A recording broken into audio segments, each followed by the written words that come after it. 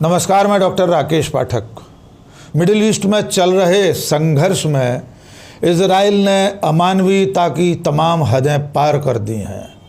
उसने अब ऐसी ऐसी जगहों पर हमले करना शुरू कर दिए हैं जो आम तौर पर युद्ध के समय भी नहीं किए जाते।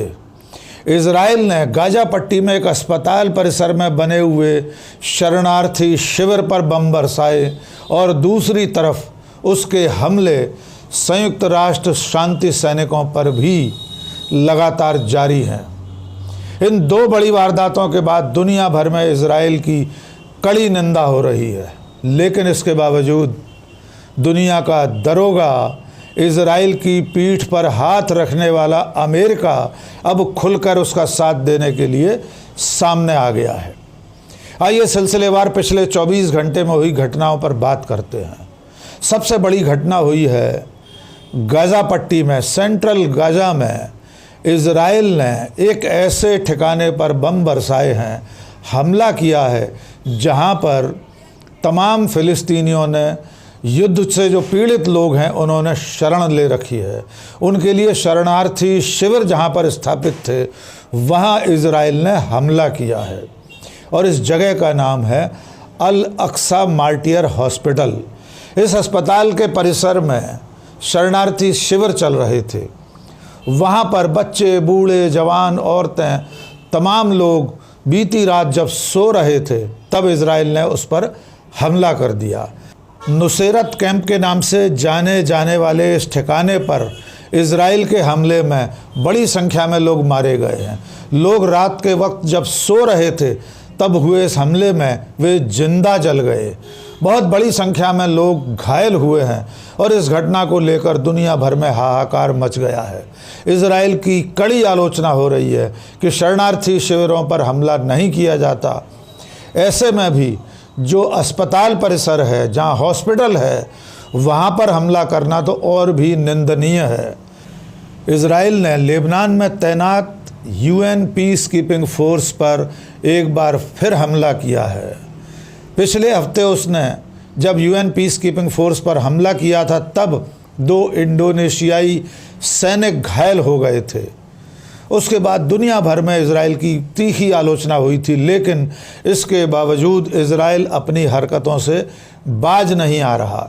एक बार फिर उसने लेबनान में तैनात यूएन पीस कीपिंग फोर्स के एक ठिकाने पर टैंकों से हमला किया है।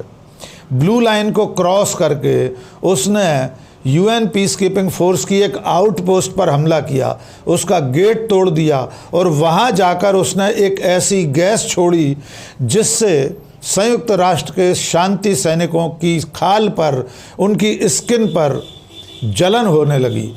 ऐसा माना जा रहा है ये एक प्रकार का कोई रासायनिक हमला था। लेबनान में तैनात संयुक्त राष्ट्र की इस फौज पर बार बार हमलों से संयुक्त राष्ट्र संघ भी विचलित है।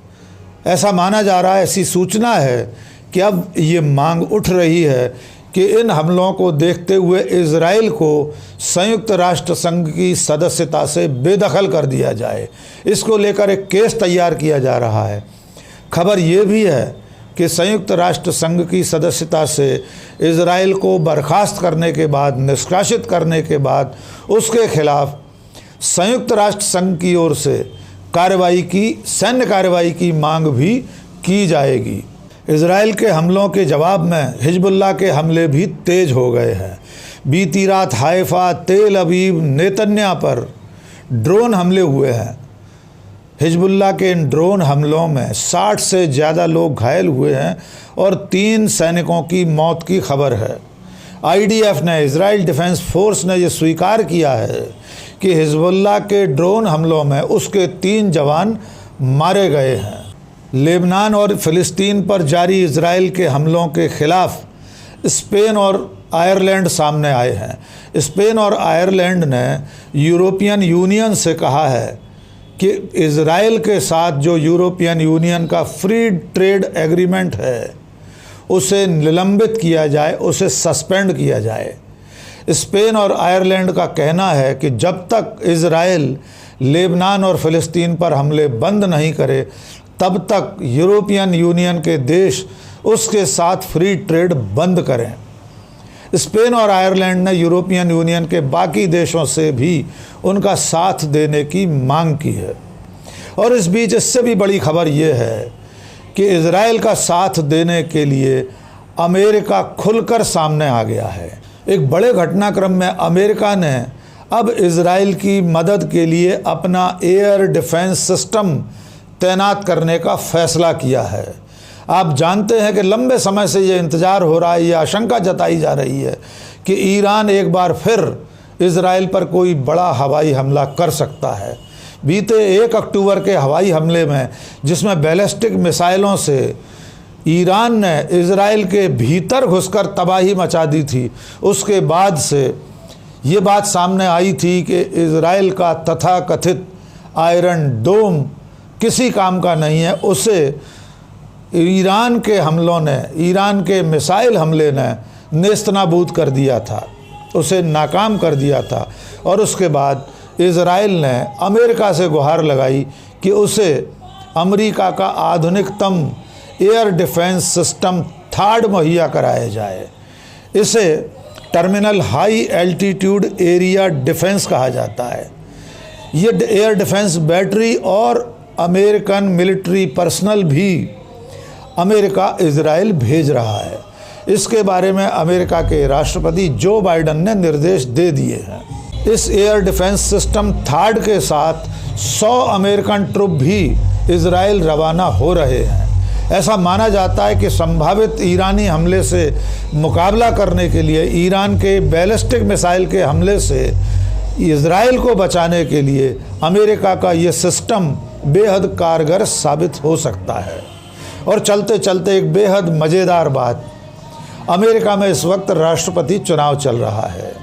भूतपूर्व राष्ट्रपति डोनाल्ड ट्रंप एक बार फिर चुनाव मैदान में हैं। उनके सामने कमला हैरिस चुनाव लड़ रही हैं। डोनाल्ड ट्रंप ने अमेरिका की सरकार से मांग की है कि उन्हें मिलिट्री एयरक्राफ्ट मुहैया कराए जाए। इसके अलावा डोनाल्ड ट्रंप ने मिलिट्री एयरक्राफ्ट के अलावा मिलिट्री व्हीकल्स की, यानी सैन्य वाहनों की भी मांग की है। डोनाल्ड ट्रंप का कहना यह है कि उन्हें ईरान से हमले का डर है, उन्हें ख़तरा है कि ईरान उन पर मिसाइल हमला कर सकता है। इसलिए उन्हें अपने चुनाव अभियान के आखिरी चरण में मिलिट्री एयरक्राफ्ट और सड़कों पर आवागमन करने के लिए, आम सभाओं में, चुनावी सभाओं में पहुंचने के लिए मिलिट्री व्हीकल्स उपलब्ध कराए जाएं। इसको लेकर अभी व्हाइट हाउस ने कोई प्रतिक्रिया नहीं जताई है। लेकिन ये बहुत मज़ेदार तथ्य है कि सैकड़ों किलोमीटर दूर मौजूद ईरान अगर अमेरिका में राष्ट्रपति चुनाव लड़ रहे डोनाल्ड ट्रंप पर हमला कर सकता है, तो ये बेहद चौंकाने वाली बात है। फ़िलहाल पिछले 24 घंटे में इजराइल द्वारा गाज़ा पट्टी में अल अक्सा अस्पताल परिसर में मौजूद शरणार्थी शिविर पर हमले से पूरी दुनिया हैरान रह गई है। इजराइल पर प्रतिबंध की मांग शुरू हो गई है। इजराइल को संयुक्त राष्ट्र संघ से निष्कासित करने के लिए केस तैयार किया जा रहा है और अमेरिका उसका साथ देने के लिए ताल ठोक कर मैदान में आ गया है और अपनी सबसे आधुनिकतम एयर डिफेंस बैटरी इजराइल भेज रहा है। आज के इस वीडियो में बस इतना ही। बहुत बहुत शुक्रिया। जय हिंद।